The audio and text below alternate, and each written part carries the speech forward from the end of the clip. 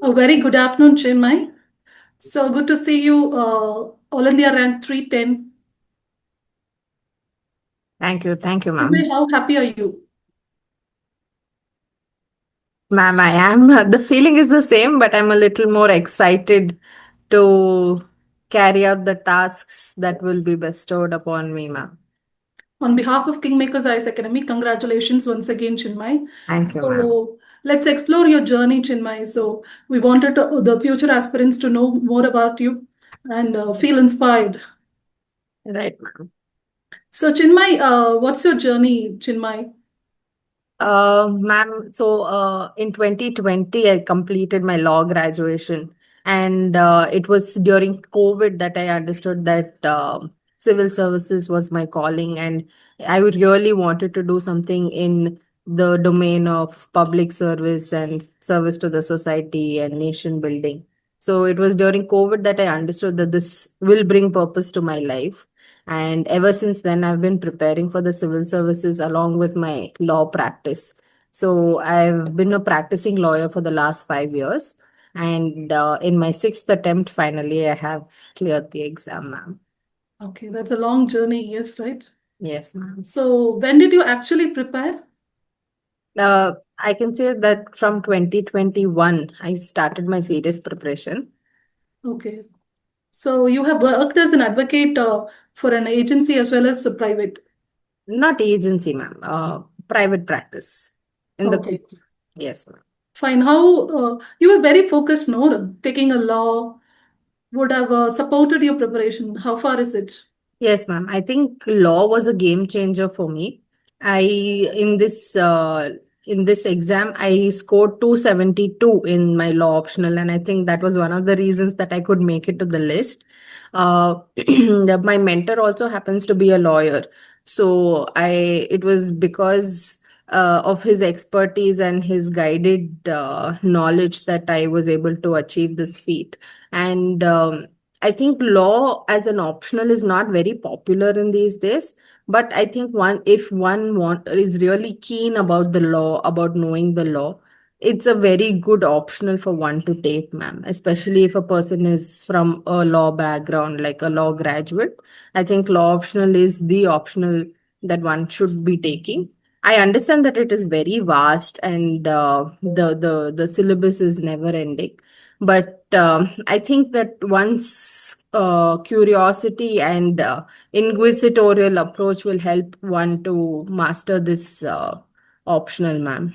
And I think this year the maximum marks given to law was 285, which was great, ma'am. I think 285 is a good score, and one can really explore taking law optional in order to clear the exam, ma'am. Okay, taking this law, what are the add-ons apart from your graduation? What are the add-ons like books and guidance that you got for law to crack this exam? Right, ma'am.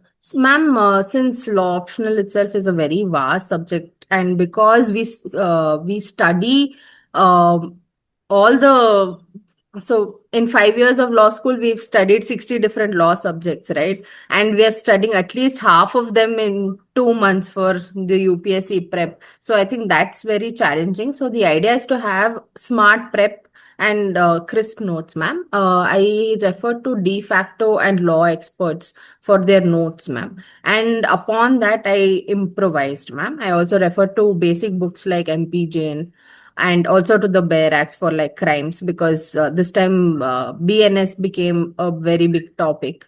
So there were certain differences from IPC to BNS, right? So referring to the Bare Act was non-negotiable for me.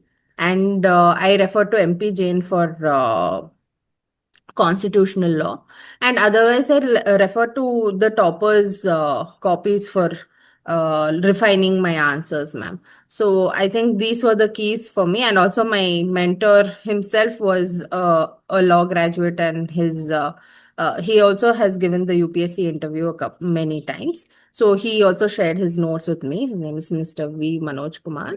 So he also shared his notes with me, and which was a game changer for me, ma'am. So just having these ready-made, accessible material and me improvising on them with the current case laws helped me in preparing for my law optional, ma'am. So Chinmai's advice is law graduates should consider optional as law. So, but another suggestion is tell me, Chinmai, if I'm focused on preparing for UPSC, should I take law in my graduation itself? So, on that advice, what is your take on that? No, ma'am.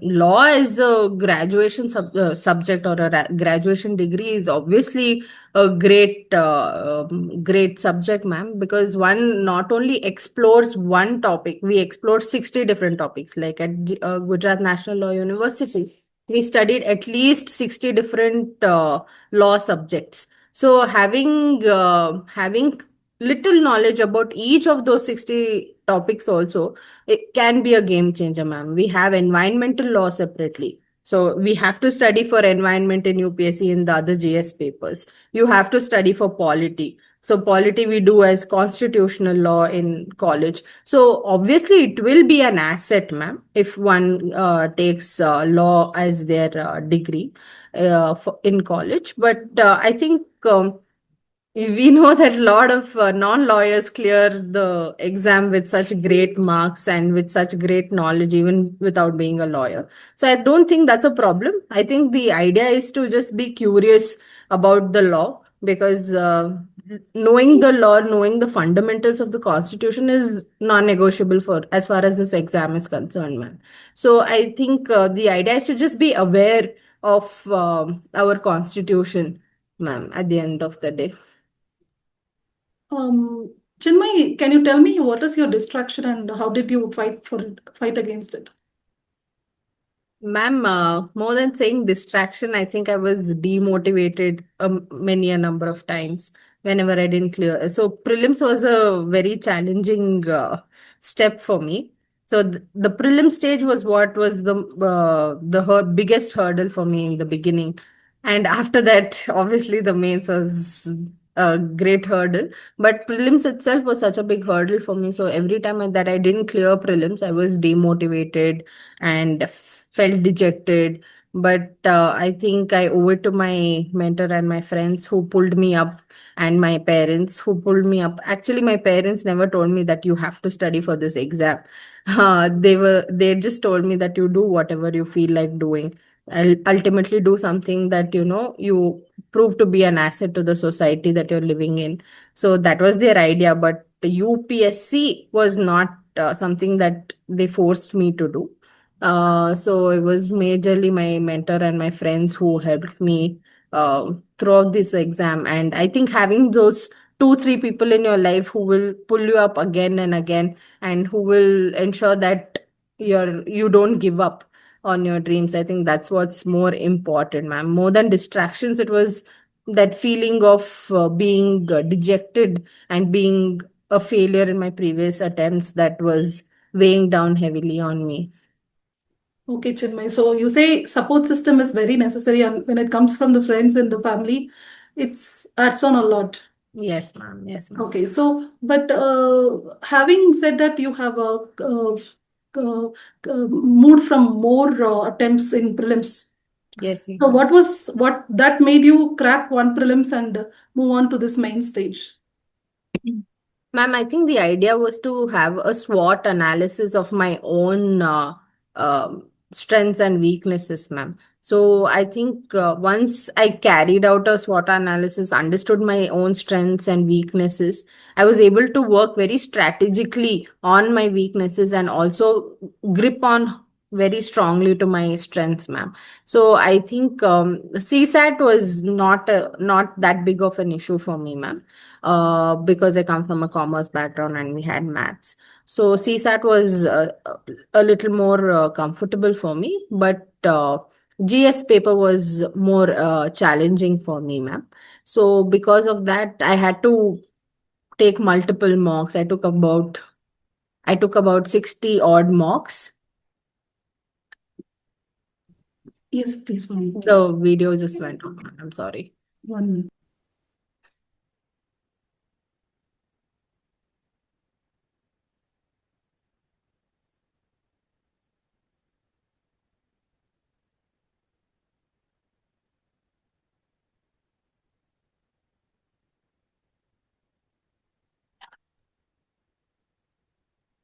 Yes, Chinmay. So, but did you have a holiday in your life? Because you were working as an advocate. Did you have enjoyed festivals, family time, recess Yes, time? ma'am. Yes, ma'am. I think I did take a couple of holidays. Every time my friends were getting married or there was a festival at home. Yes, please. Sorry, ma'am. Is it something No, with no, please continue. network? Okay. So I did take holidays, ma'am, every now and then, but always it was somehow synced with the UPSC cycle also. So after prelims, those 3, 4 days, after the mains, another 10, 15 days. I think somehow it just was synced with my entire preparation cycle, the UPSC cycle itself, ma'am. So I did take holidays, ma'am. I would say it would be very difficult for one to just stay isolated and prepare for the exam. I feel that UPSC is not an exam that one should prepare in isolation. I think discussions, interactions, analysis, critical analysis, and talking to the peers plays a huge role even in UPSC exam.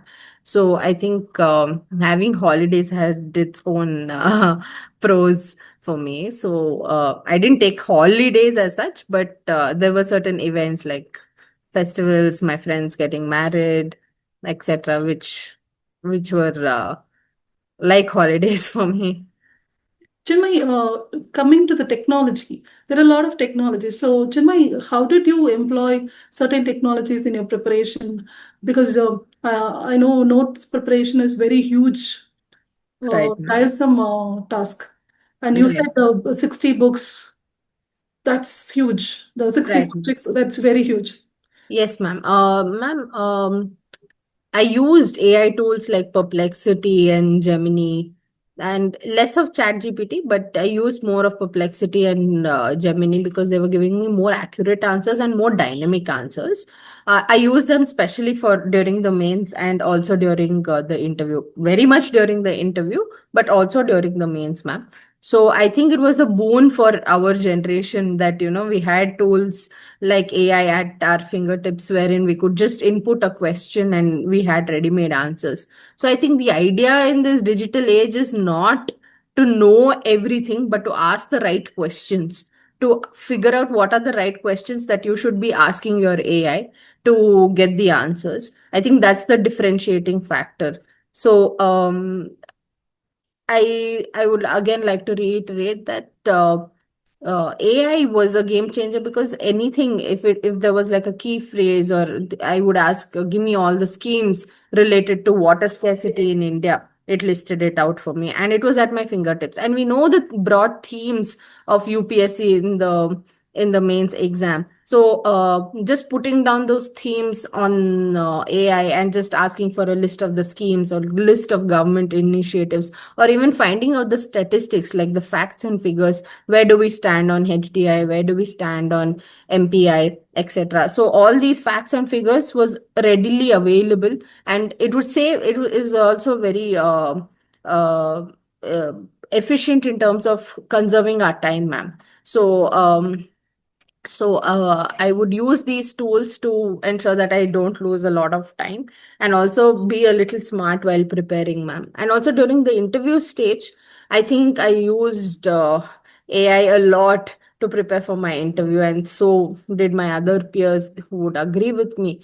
Um, as far as talking and conveying your points or structuring your points is important, it is also important to be well informed, and AI did just that for me, ma'am. So it helped me get better research on my detailed application form, all the items that were there on my detailed application form helped me understand as to what are the questions. For example, AI, you can just put in your hobbies and say, give me the top 50 questions related to hobbies that one can ask during an interview. And I think on that front, AI did a very good job for me, ma'am. Apart, like before going in for mocks, I think AI tools like Perplexity helped me figure out the questions and even the answers to the questions. So everything was ready made. All you had to do was learn how to structure and learn how to talk and put your point across to the board, ma'am. Okay. Chinmay, but there are lots of informations that are overburdening nowadays. Right, ma'am. So, what do you think should be the strategy for a UPSC aspirant? Ma'am, having crisp, concise material, I think that's more important. One, we have to do all the standard books that are recommended by toppers, ma'am. There's no way that we shouldn't be doing those standard books. Apart from that, if someone is taking coaching, they can refer to their coaching material. But these standard books become non-negotiable. Apart from coaching material, the idea is to ensure that we do not refer to multiple different sources for the same subject. To choose one source which you think is best in the market and to stick to that and to do it repeatedly, ma'am. I understand that during this exam, one can get very anxious as to whether their material is sufficient or not, whether they should be doing another material because their peers are doing the material. But I think ultimately, in the long run, we cannot really do all the material that is there in the market, ma'am, and we can lose considerable amount of time. And the only way we can smartly prepare for the exam is to ensure that we're doing the best material and also doing it many number of times. And how does one understand which is the best material, or how does one understand which is the study material that they have to refer to as their basic or foundation material, is by having a mentor, ma'am. Again, I can't stress enough on the use on the utility of having somebody who will guide you and tell you that this is not to be done. For me, I felt like even though I didn't do certain right things, someone ensuring that I did not do the wrong things, did not or adopt the wrong strategy on multiple counts, was a game changer for me. So even if you don't do one correct thing, if you are able to avoid doing 100 different wrong things, I think that will help you out and give you a strategic advantage over the others, ma'am. So nowadays, in the digital era where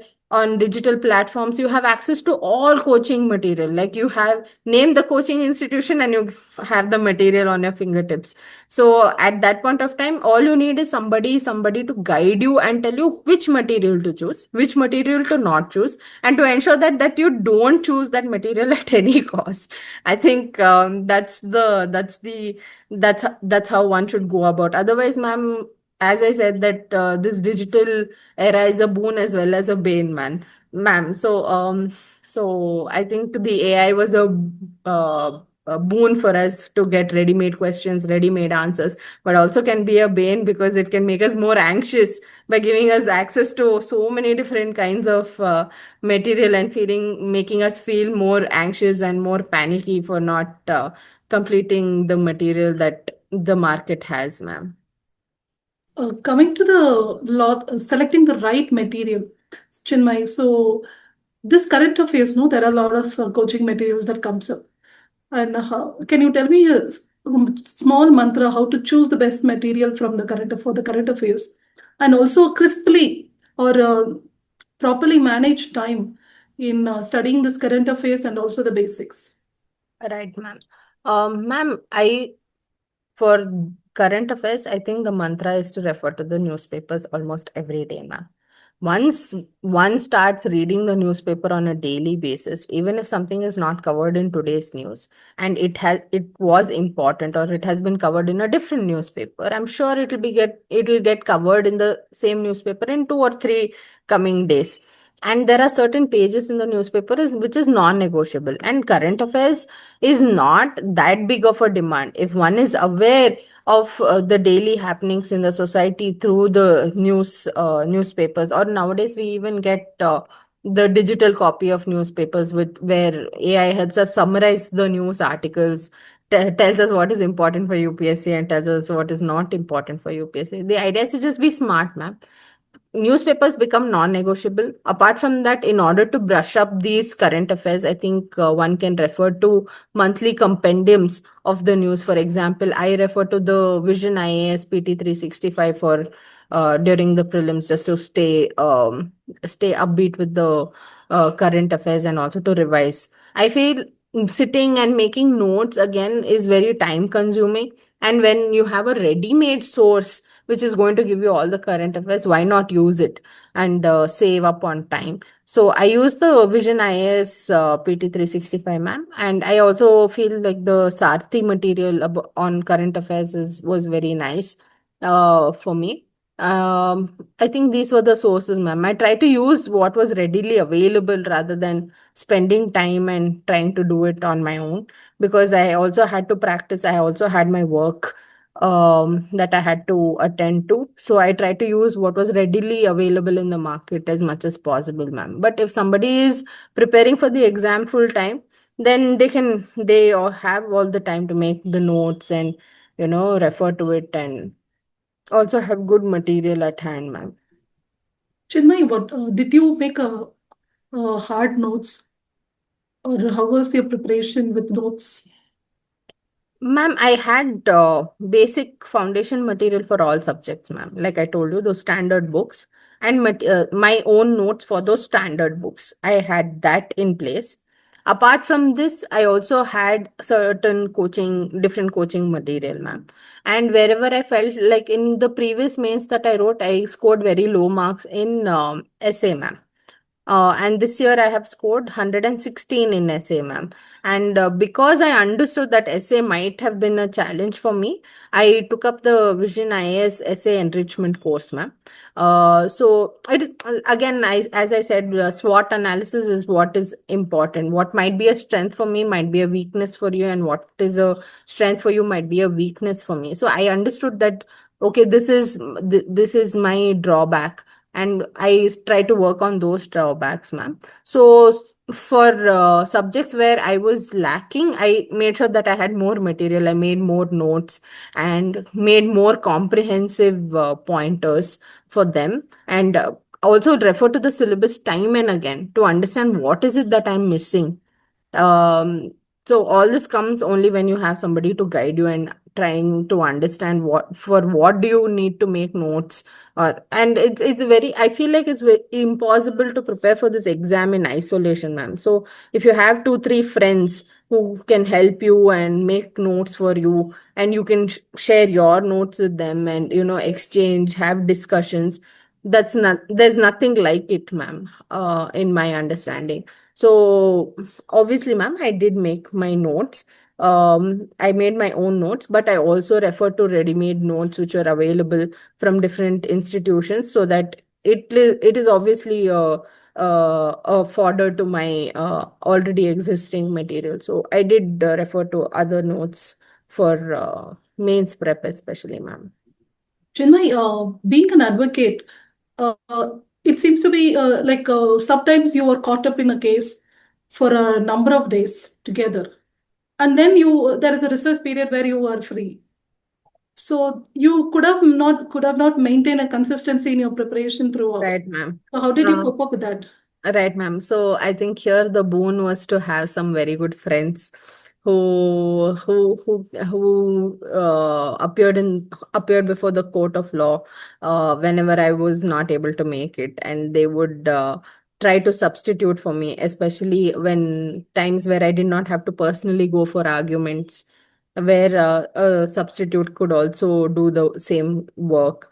And so even though I used to file the wakalat, my fellow advocates, my brother advocates would somehow handle things in the court. And I made sure that I was present at the crucial times during the argument stage, during the objection stage, etc. So, so somehow I was able to manage it, ma'am.